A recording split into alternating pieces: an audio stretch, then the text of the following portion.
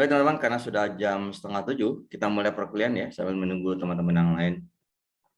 Baik, Assalamualaikum warahmatullahi wabarakatuh. Waalaikumsalam warahmatullahi wabarakatuh.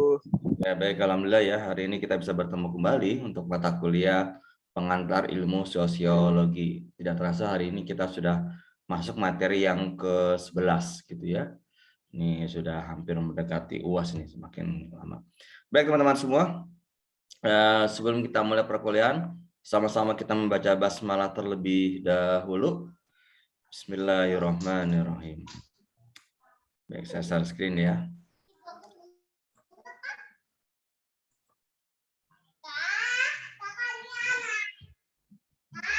Teman-teman terlihat? Ini saya, share screen dari saya. Terlihat? Terlihat teman-teman? Share screen-nya? Terlihat, Pak, terlihat. Baik. Hari ini kita akan banyak belajar mengenai mobilitas sosial. Nah ya, kalau kita kaitannya dengan bicara dengan mobilitas, kita bicara tentang mobile. Artinya apa mobile? Bergerak, gitu ya.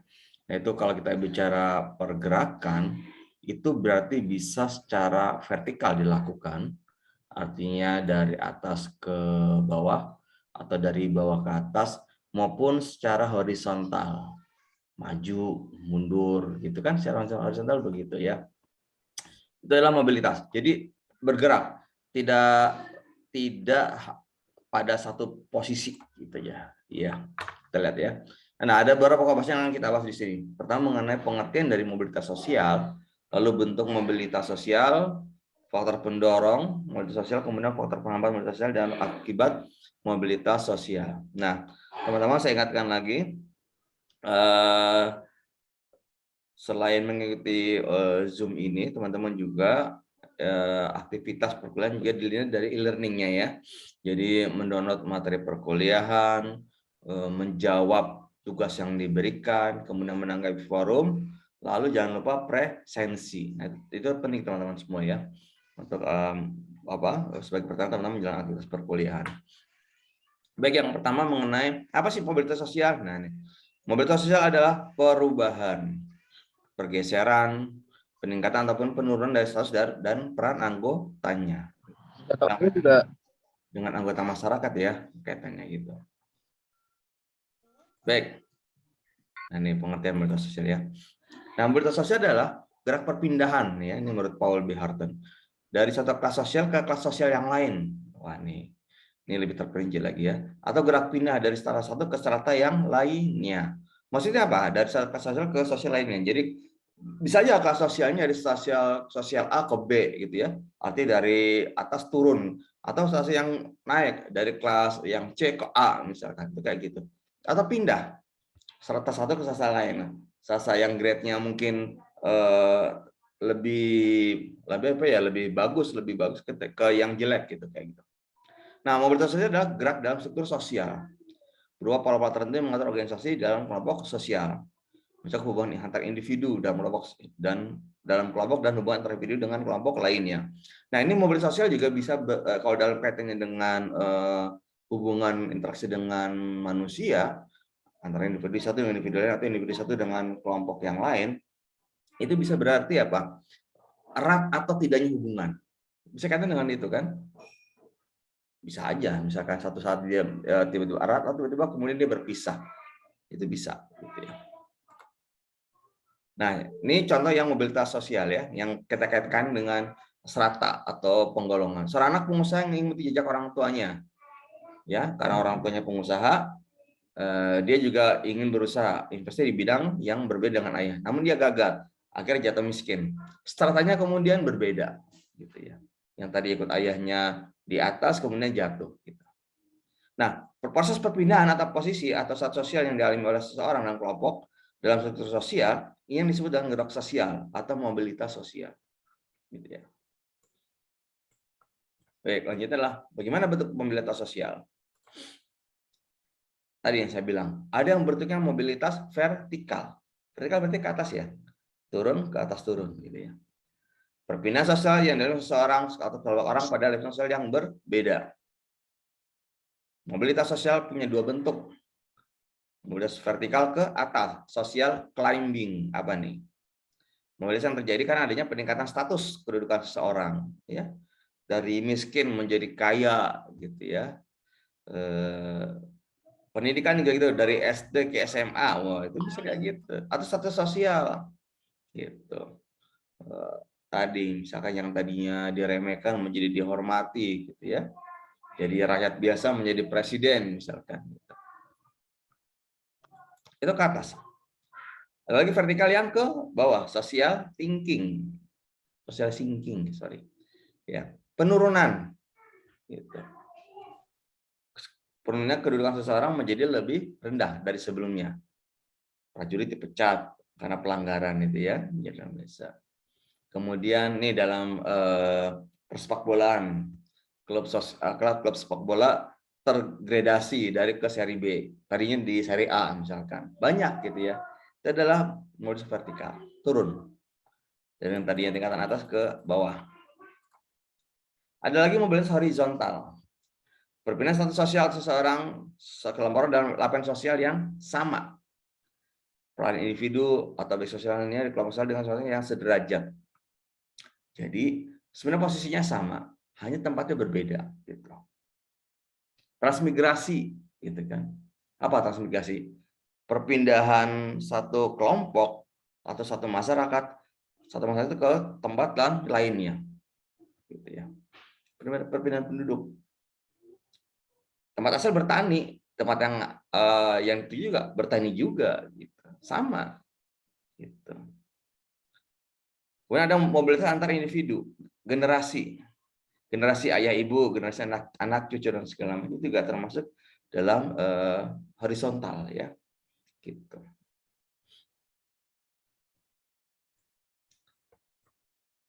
Apa yang mendorong terjadinya mobilitas sosial?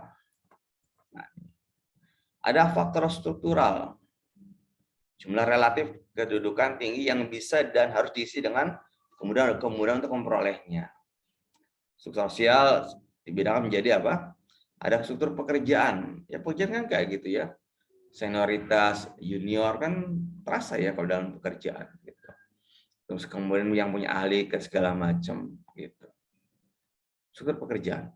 Semakin lama orang bekerja di situ kan akan semakin dihormati. Mungkin jenjang pekerjaan juga tingkatan kepemimpinan juga makin meningkat. Ada kemudian perbedaan fertilitas kelahiran. Nah ini juga struktur. Jadi ada satu daerah yang mungkin negara yang satu daerah yang mungkin tingkat kelahirannya rendah. Gitu. Satu daerah lagi tingkat kelahirannya tinggi. Nah yang tingkat kelahiran tinggi kemudian berpindah ini ke tempat yang tadi rendah untuk mengisi. Sistem ekonomi ganda, tradisional dan modern. Ini kemudian yang menyebabkan terjadinya mobilitas sosial.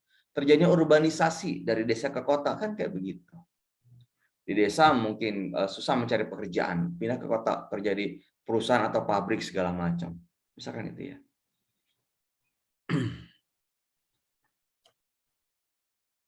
Adalah selanjutnya faktor individu. Ini dari pendidikan, penampilan, keterampilan pribadi. Perbedaan kemampuan gitu. Ini kaitan dengan pendidikan ya.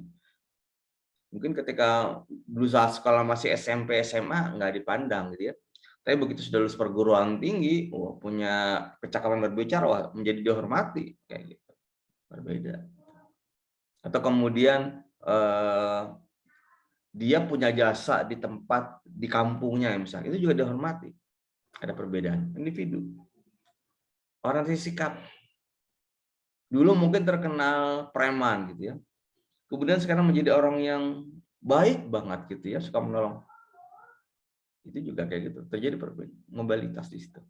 Faktor kemujuran. Nah, ini untuk kebetulan misalkan.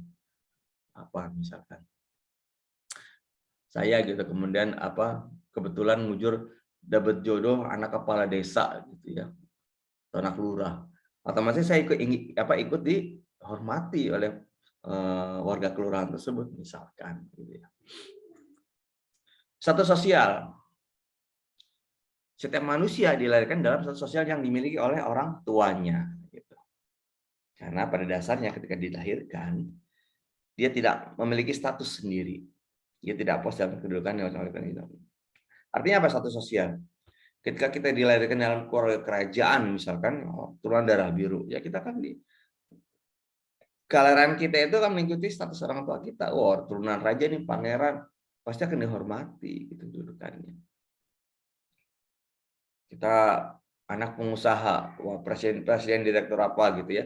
Ya itu juga dihormati karena orang tua kita gitu. Hanya memang ke depannya kemudian anak-anak punya sikap sendiri gitu. Bisa aja status sosial mungkin lebih tinggi dengan orang tuanya, bisa aja meningkat. Karena ekonomi juga menjadi pendorong terjadinya mobilitas sosial. Sebagai kekurangan hidup ke tempat yang kondisinya lebih baik. Ya kan kayak begitu. Banyak kayak gitu. Transmigrasi dulu kayak gitu. Selain untuk pemerataan penduduk juga pemerataan ekonomi. Dulu di Jawa kan banyak tuh yang kayaknya untuk bertani itu lahannya terbatas. Mereka kemudian pindah ke tempat lain. Nah, tempat lain darahnya lebih luas, kemudian petani juga lebih makmur. Nah, itu kayak gitu. Sosial. Tadi saya bilang urbanisasi juga kayak gitu. Juga faktor ekonomi misalkan. Perubahan kondisi sosial. Nah, ini struktur kasta dan kelas dapat berubah sendiri karena ada yang perubahan dari dalam dan luar masyarakat. Kasta, kelas gitu ya. Yang mungkin di kita sudah nggak terlalu ini lagi ya. Tapi kalau zaman dulu mungkin akan terlihat tuh ya. Hamba sahaya, zaman penjajahan ya, majikan atau apa gitu ya. Juragan, mandor gitu, rakyat biasa. Atau kalau misalnya dalam agama itu ada namanya kaum abangan, santri gitu ya, kiai gitu kan, ada perbedaan kayak gitu sosial. Sekarang udah berubah. Gitu. Situasi politik,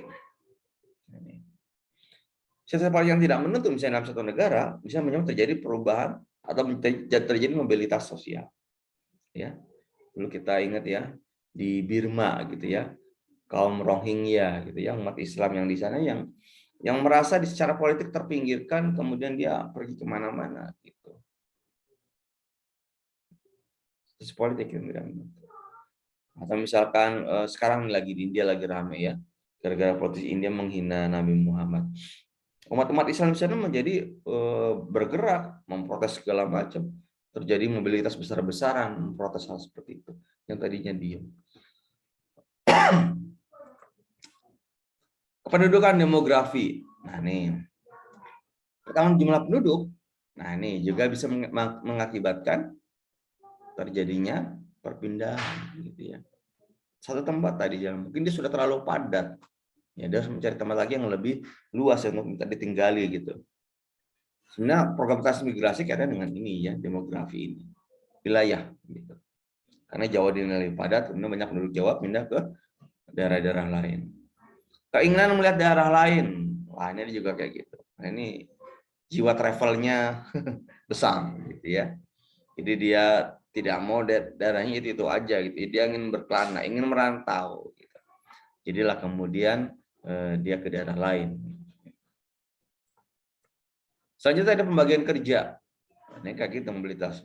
Kan kita kalau kerja misalnya jadi PNS, jadi anggota TNI, tentara segala macam, harus bersedia ditempatkan di mana saja kan, sesuai dengan kebutuhan dari daerah tersebut. Gitu. Yang tentara kemudian ditempatkan di daerah Papua, di Kalimantan, ya tergantung dari kebutuhannya gitu kan. Nah, kayak gitu. Kemudian akses pendidikan. Nah ini kemudian yang mendorong orang pergi dari desa ke kota. Mungkin kalau di desa terbatas sarana pendidikannya. Mungkin tidak sampai perguruan tinggi gitu, hanya tingkat SMP atau SMA. Dia kalau mau kuliah ya harus ke kota gitu. Contohnya. Itu faktor pendorong terjadi mobilitas sosial. Kemudian apa menjadi penghambat dari mobilitas sosial? Nah nih, kemiskinan. Jadi karena dia memang tidak punya gitu, kemudian dia akhirnya sulit untuk survive gitu ya. Dia mau mencari pekerjaan terbatas. Dia untuk pindah ke daerah lain juga terbatas gitu. Hingga sulit gitu, teman-teman. Oke, lanjut ya. Diskriminasi kelas. Sistem kelas tertutup dapat menghalangi terjadi mobilitas ke atas. Karena dibatasi tadi. Tidak boleh melihat dunia luar segala macam. Perbedaan ras dan agama. Nah, ini ada beberapa ras ya, beberapa suku yang kalau mau menikah ya harus sama satu suku itu aja, ras itu aja, jangan dengan yang lainnya. Ya, jadi lingkungan saudara-saudaranya ya itu aja, atau agama tertentu, gitu kan ya. Di Islam misalnya tidak boleh menikah beda agama, ya Islam ya sesama Islam kayak gitu. Perbedaan jenis kelamin, gender penghambat. Nah ya ini kaitannya dengan apa ya? Orang kan biasanya gini ya, ini masalah pekerjaan. Kalau biasanya kalau kaum wanita banyak didirikan dengan pekerjaan yang mungkin tidak berat, cowok yang berat. Itu kemudian yang membuat wanita ya sudah memang pekerjaannya seperti itu. Ciri-ciri. Lain yang laki-laki yang kaitan dengan fisik misalkan. Jadi itu aja gitu. Ini tidak terjadi pergerakan misalkan loncat kemana gitu. Biasanya begitu. Walaupun ada ya. Kemudian pengaruh sosialisasi yang sangat kuat. Nah ini misalkan apa? Nah ini di kaum Baduy gitu kan, yang Baduy dalam gitu kan. Ada rasanya ingin mempertahankan adat istiadat yang dari zaman nenek moyang dulu. Terus disesuaikan dari kakek ke anak segala macamnya gitu sama ini. Jadi tetap terjaga budayanya. Jadi akhirnya nggak kemana-mana tuh. Ada yang perbedaan kepentingan. Nah ini masing-masing punya kepentingan sendiri-sendiri. Jadi mereka tidak bisa bersama-sama bergerak. Gitu. Dia tidak mau bergerak kalau karena ini bukan kepentingan saya misalkan, kepentingan dia. Apa yang menjadi akibat dari mobilitas sosial? Menurut Hartan dan Han, ada beberapa konsekuensi negatif dari mobilitas sosial vertikal. Tadi ya, atas bawah. Ada yang kecemasan, penuh status. Ya kan kayak gitu. Kita khawatir, wah grade kita turun nih. Dari miskin, dari kaya ke miskin. Wah itu. Dari yang tadinya jadi bos menjadi anak buah, wah itu. Ada kecemasan. Timbulnya ketegangan dalam mempelajari peran baru status jabatan meningkat. Ya. Ketegangan karena dia bingung mau ngapain dulu kan gitu. Seseorang menjadi bawahan misalkan ya, tiba-tiba diangkat menjadi seorang manajer gitu. Wah, ini apa nih gitu ya? Makhluk apa nih manajer gitu kan? Karena dia belum punya pengalaman, dia menjadi tegang. Bingung mau yang apa melakukan dulu. Tapi lama-kelamaan nanti kan terbiasa. Adanya keterangan hubungan antar anggota primer. Seorang berpindah status ke yang lebih tinggi atau status yang lebih rendah. Keterangan hubungan antara anggota kelompok primer. Jadi kelompok yang menguasai, yang dominan. Jadi biasanya ini ada seseorang yang, ini kan dalam kelompok tertentu yang ada yang dominan. Ada seseorang yang mungkin di luar kelompoknya ternyata menduduki jabatan tertentu yang kemudian mengganggu keberadaan ini. Bukan keterangan ya, maksudnya ketegangan ini. Oke, dampak positifnya apa? Mendorong seseorang untuk maju. Maksudnya enggak gitu. Tadi kan dengan dia belajar kuliah ke tempat yang dia mau tuju kan kayak gitu. Untuk maju kan pikirannya. Pendidikan juga untuk lebih tinggi. Mempercepat tingkat perubahan sosial dalam masyarakat. Nah, ini juga terjadinya yang dulu kan masyarakat kita terbagi, ada yang dulu masyarakat yang berdiam diri gitu ya, karena makanan sudah banyak. Berpindah lagi masyarakat karena makanan di sekelilingnya sudah habis, kemudian dia berpindah-pindah tempat gitu ya, mencari makanan lain. Oke, ketika alam sekitar makanan sudah habis, dia kemudian orang-orang ini, masyarakat ini kemudian menempati wilayah tertentu ya, sambil bercocok tanam makanannya gitu ya, yaitu bercocok tanam. Lama-lama itu menjadi masyarakat agraris yang dari pertanian. Berubah lagi, industri sudah ini banyak yang pindah ke masyarakat industri, kayak gitu. Perubahan sosial yang terjadi. Kemudian meningkatkan integrasi sosial, menyesuaikan nilai. Jadi adanya perpaduan antara budaya satu dengan budaya lain, terjadi integrasi sosial antara satu dengan daerah yang lain gitu ya. Saya dari Jawa misalkan datang ke Bekasi gitu kan, saya harus penyesuaian. Kemudian lama-lama saya menjadi bagian dari tadi masyarakat Bekasi misalkan. Dampak negatif lagi. Oh tadi pertama konsekuensi. Oh tadi pertama konsekuensi negatif ya. Ini dampak negatif bisa menimbulkan konflik gitu. Sebentar teman-teman, saya cut sebentar ya.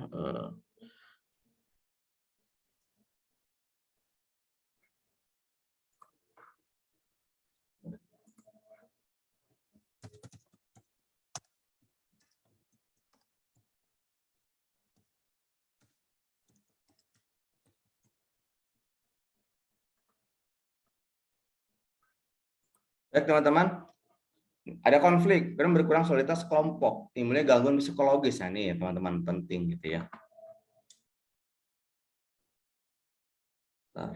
Oke teman-teman, hanya itu yang bisa saya sampaikan ya untuk kuliah kita pada hari ini. Oke, sebentar. Ini masih share screen ya. Ada yang bertanyakan teman-teman dari sini? Ada yang bertanyakan? Oke, kalau nggak ada kita sambil saya ntar gabang sambil scan sini. Maaf ya teman-teman, saya agak buru-buru nih mau jemput orang tua saya di rumah sakit gitu ya. Habis operasi jantung rumah sakit. Ada yang mau tanyakan lagi setelah ini? Nggak ada? Nggak ada kayaknya, Pak. Ya, baik masih semuanya ya teman-teman ya. Kita akhiri perkuliahan pada malam hari ini dengan ucapan hamdalah. Alhamdulillahirabbil alamin. Baik, wassalamualaikum warahmatullahi wabarakatuh. Waalaikumsalam warahmatullahi wabarakatuh. Terima kasih, Pak. Ya, sama-sama. Terima kasih banyak, Pak. Ya.